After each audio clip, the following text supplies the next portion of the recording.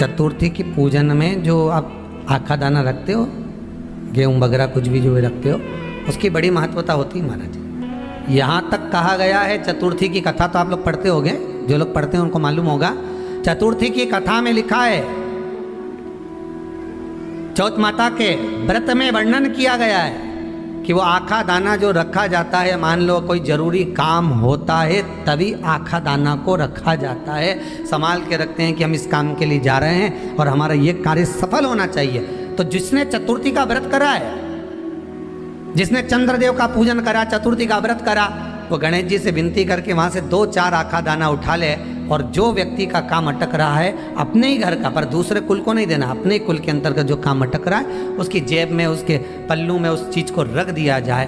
तो चतुर्थी जो अगली आती है, जैसे आप महीने की करते हो तो महीने की, और आप जैसे करते हो कि 4 अलग बड़ी बड़ी चतुर्थी करते हो तो उसके अनुसार आपका कार्य सिद्ध होता ही है। उस आखे दाने का इतना महत्व होता है क्योंकि चतुर्थी का व्रत करने वाली माता जब व्रत करती है तो स्वयं चतुर्थी की कथा में लिखा हुआ है कि पार्वती जी गणेश जी से चतुर्थी की कथा बचवाती।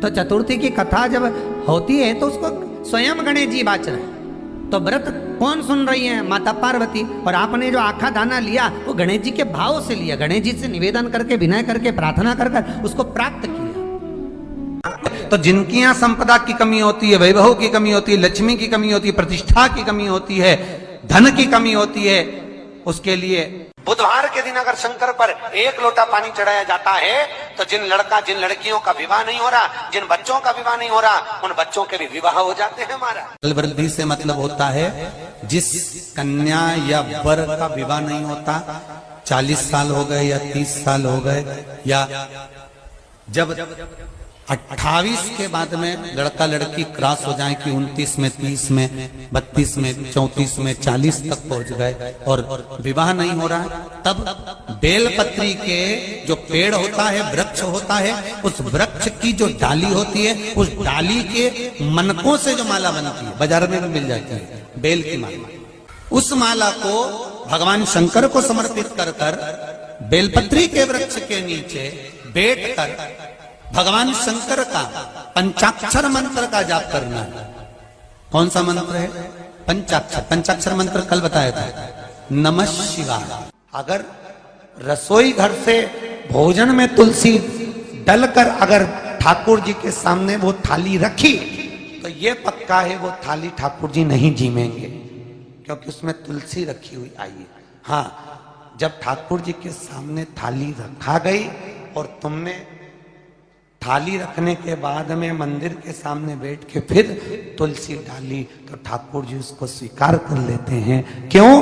क्योंकि 33 करोड़ देवी देवता एक जगह पर विराजमान हैं। जब हम थाली रखते हैं, प्रथम देव उस भाग को ग्रहण कर ले। जब तक तुलसी डालते हैं, प्रथम देव अपनी दृष्टि हटा लेते हैं। समय होता है, एक टाइम होता है, एक पल होता है, एक घड़ी होती है कि गणेश जी महाराज हमारे घर में आ गए। गणेश जी की सबसे पहली जो आरती हो, उस आरती के समय पर अगर धूप बत्ती जलाई जाए या गोबरी को जलाकर उसमें गूगल छोड़ी जाए और गूगल छोड़ने के बाद गणेश जी का नाम ध्रुम वर्ण कह दिया जाए तो गणेश जी को तुम्हारे घर की पूजा स्वीकार करना पड़ती है। बस वो समय हम जानते, हम तो बस उतना जानते हैं कि शिव महापुराण में लिखा और मुद्गल पुराण में लिखा, गणेश पुराण में लिखा, गणेश जी का एक नाम होता है ध्रुम वर्ण। क्या नाम है? ध्रुम वर्ण गणेश जी का एक नाम होता है। जब हम धूप जलाकर और धूप लगाने के बाद में गणेश जी की सबसे पहली आरती करने के पहले अगर हम सबसे पहली आरती गणेश जी की कर रहे हो, अपने घर में स्थापना कर रहे हो, बिठा रहे हो, और तुम चाहते हो कि गणेश जी मेरे घर में आके मेरी पूजा को स्वीकार करें और जो मांगू मेरा गणेश मुझे दे 10 दिन के अंदर, तो पहला नाम लेकर पुकार लेना ध्रुम वर्ण विनायक, बैठो, बस काम हो गया। वो फिर ही होकर आता। सुंदर जोड़ी थी शंकर और पार्वती की, सही है कि गलत है? कभी नहीं झगड़ते थे। इसलिए पृथ्वी पर ना तो लक्ष्मी जी के व्रत हैं, ना ब्रह्माणी के व्रत हैं, ना इंद्राणी के व्रत हैं। अगर पूरी पृथ्वी पर सबसे ज्यादा व्रत किसके हैं? माता पार्वती। तीज का व्रत किसका? पार्वती का। चतुर्थी का व्रत किसका? पार्वती का। चौथ का व्रत किसका? पार्वती का। छठ का व्रत किसका? पार्वती का। जितने व्रत है सब माता पार्वती। गणेश जी मैया को प्रसन्न करने के लिए अष्ट रूप में धारण करते हैं। 8 रूप भगवान गणेश जी ने धारण किए। एक मयूरेश्वर गणेश, दूसरा सिद्धि विनायक, तीसरा बल्लालेश्वर, फिर वरद विनायक, फिर चिंतामणि, फिर गिरजात्मज, फिर भगवान गणेश विघ्नेश्वर अष्ट विनायक, फिर महागणपति। ऐसे गणेश जी के अष्ट नाम हुए। उस समय तिजोरी के अंदर जो गणेश की प्रतिमा रखी जाती है किस नाम से रखी जाती है? तो तिजोरी में हम जो गणेश की प्रतिमा रखते हैं वो वरद विनायक के नाम से रखते हैं। कौन सा गणेश? वरद। वरद विनायक के नाम से तिजोरी में गणेश रखते हैं। और वरद विनायक के नाम से गणेश जी तिजोरी में रखाते हैं। आपको कथा में कहा था घर में सीधी सूंड का गणेश और व्यापार व्यवसाय ऑफिस में उल्टी सूंड का गणेश होना चाहिए। वरद विनायक को तिजोरी में।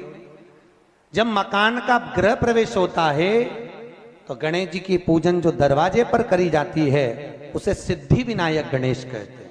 कौन सा गणेश? सिद्धि विनायक।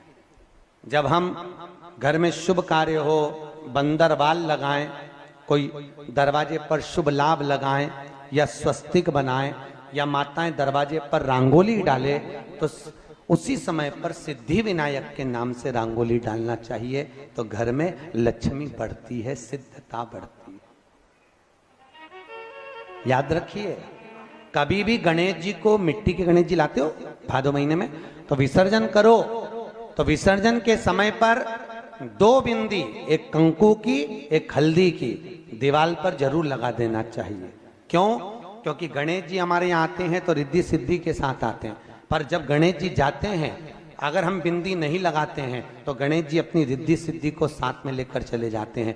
पति के साथ पत्नी वापिस चली जाती है। जब हम बिंदी लगाते हैं तो उसका मतलब होता है कि हमारे घर की बहू हमारे घर में रहे, बेटा भले भ्रमण के लिए जाए।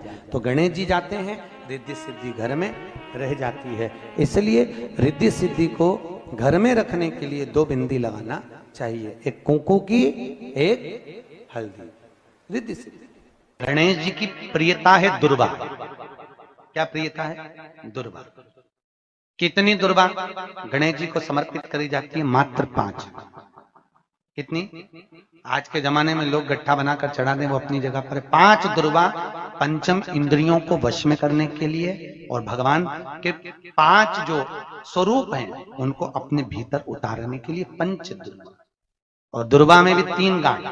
जब दुर्वा समर्पित करी जाती है तो उसमें नीचे दुर्वा की डंडी पर गांठ रहती है, 3 छोटी छोटी गांठें होना चाहिए। चतुर्थी का जो व्रत करने वाली होती हैं, जो चतुर्थी का पूजन करने वाली होती हैं, उनके भीतर का एक भाव होता है कि जैसे ही शाम का समय आए चंद्रदेव का पूजन करें। चंद्र जब प्रकट हो जाए, कलश भर लिया, उसके नीचे आखा दाना रख दिया, चावल गेहूं जो भी आप रखते हो पूजन के लिए, ऊपर पात्र आदि रख दिया, जलाशय, फिर अपन ने घी का दिया लगाकर पूजन भी कर ली। तो जो चतुर्थी का पूजन करने वाली होती है, जो चतुर्थी का नियम व्रत धारण करने वाली होती हैं, बड़ी बड़ी चतुर्थियां करती हैं या उसका नियम धारण करती हैं, तो चतुर्थी का जो पूजन करती है वो किस चीज के लिए होता है? केवल संतान, पुत्र, परिवार, हमारा कुटुंब, हम जिस कुल में हैं, हमारा कुल वैभव की ओर बढ़े, संपदा की ओर बढ़े और उसकी आयु बढ़े,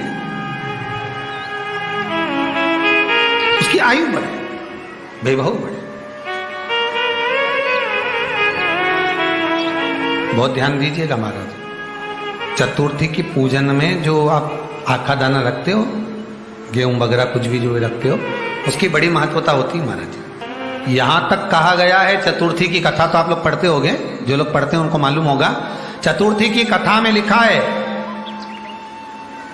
चौथ माता के व्रत में वर्णन किया गया है कि वो आखा दाना जो रखा जाता है, मान लो कोई जरूरी काम होता है तभी आखा दाना को रखा जाता है, संभाल के रखते हैं कि हम इस काम के लिए जा रहे हैं और हमारा ये कार्य सफल होना चाहिए। तो जिसने चतुर्थी का व्रत करा है, जिसने चंद्रदेव का पूजन करा, चतुर्थी का व्रत करा, वो गणेश जी से विनती करके वहां से 2-4 आखा दाना उठा ले और जो व्यक्ति का काम अटक रहा है अपने ही घर का, पर दूसरे कुल को नहीं देना, अपने ही कुल के अंतर्गत जो काम अटक रहा है उसकी जेब में, उसके पल्लू में उस चीज को रख दिया जाए। तो चतुर्थी जो अगली आती है, जैसे आप महीने की करते हो तो महीने की, और आप जैसे करते हो कि 4 अलग बड़ी बड़ी चतुर्थी करते हो तो उसके अनुसार आपका कार्य सिद्ध होता ही है। उस आखे दाने का इतना महत्व होता है क्योंकि चतुर्थी का व्रत करने वाली माता जब व्रत करती है तो स्वयं चतुर्थी की कथा में लिखा हुआ है कि पार्वती जी गणेश जी से चतुर्थी की कथा बचवाती। चतुर्थी की कथा बाची किसने थी? स्वयं गणेश जी महाराज ने। और सुनी किसने थी? माता पार्वती। बाचने वाले गणेश जी थे, सुनने वाली माता पार्वती थी। तो चतुर्थी की कथा जब होती है तो उसको स्वयं गणेश जी बाच रहे हैं। तो व्रत कौन सुन रही है? माता पार्वती। और आपने जो आखा दाना लिया वो गणेश जी के भाव से लिया, गणेश जी से निवेदन करके, विनय करके, प्रार्थना कर उसको प्राप्त किया। जितने आस्था चैनल पर कथा सुन रहे हो, जितने फेसबुक और यूट्यूब पर सुन रहे हो, और जितने इस छत्तीसगढ़ की पावन धरा पर बैठकर सुन रहे हो, बहुत सावधानी से सुनना। एक छोटा सा कपूर का टुकड़ा जब आरती में जलाया जाता है तो ये कपूर क्यों जलाते हैं? इस कपूर का महत्व क्या है? इस कपूर का कारण क्या है? ये कपूर है कौन जिसको हम आरती में जला? क्या जरूरत इस कपूर को आरती में जलाने की? क्या जरूरत इसको यज्ञशाला में जलाने की? क्या जरूरत है इस कपूर को पूजन में जलाने की? स्वयं गुरु बाबा कहते हैं यदि कोई आरती में, पूजन में, घर में एक कपूर का टुकड़ा आरती के बाद में जब समर्पित करेगा तो उसको अश्वमेध यज्ञ का पुण्य प्राप्त हो जाएगा। अश्वमेध यज्ञ के पुण्य को पाने के लिए कपूर का टुकड़ा आज भी आरती में जलाया जाए। एक कपूर का टुकड़ा सुख का, इसीलिए हमारे यहाँ शास्त्र कहता है महाराज, जब आपको घर में अगर ऐसा लगने लगे कि 15 दिन से बहुत बेचैनी है, बहुत दुख तकलीफ लग रही है, कोई ना कोई बीमार पड़ रहा है, कुछ ना कुछ तकलीफें लग रही है, तो एक पीपल का पत्ता ले लो, उसके ऊपर एक कपूर का टुकड़ा ले लो, सारे घर में घुमाकर उसको दरवाजे के बीच मध्य में जलाकर रख दीजिए। थोड़ी सी जला 20 से 25 मिनट के अंदर मकान में एनर्जी वापिस आ जाएगी, उस भवन में एनर्जी वापिस आ जाएगी। 20 से 25 मिनट के अंदर एनर्जी वापस। लग रहा है कि यहाँ नेगेटिव है तो उसको पॉजिटिव बनाया जा सकता है। रात को 12 बजे शंकर जी के मंदिर में शिवलिंग पर चढ़ी हुई बेलपत्री को उठाकर शंकर मंदिर का शिखर देखकर चबा चबा कर खा लीजिए। आपके पांव के घुटने बदलने की जरूरत नहीं पड़ेगी, ऑपरेशन की जरूरत नहीं।